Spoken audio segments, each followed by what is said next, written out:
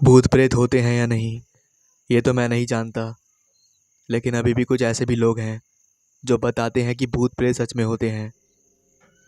मैं आज आपको ऐसी एक सच्ची घटना सुनाने जा रहा हूँ जो मैंने अपने घर वालों से सुनी है। ये बात बहुत साल पहले की है, जब हमारा घर बना नहीं था।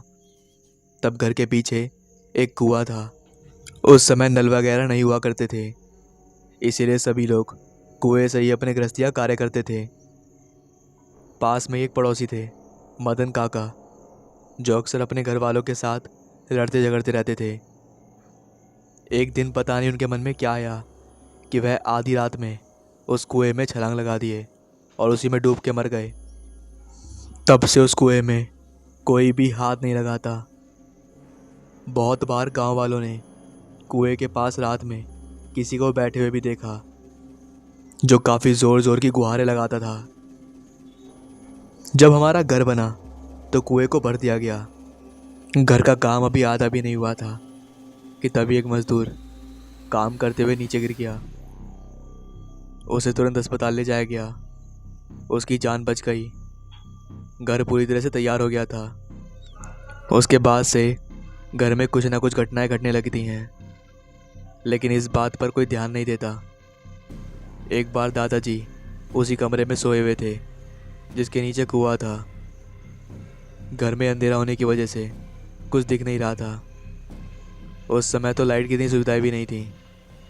तभी किसी चीज़ के गिरने की आवाज़ आई।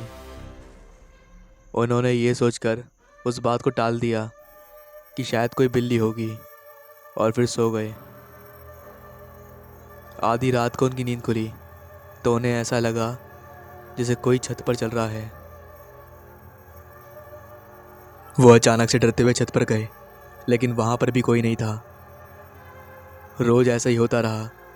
कभी किसी के चीखने की आवाज़ आती तो कभी किसी के दरवाज़ा खटखटाने की।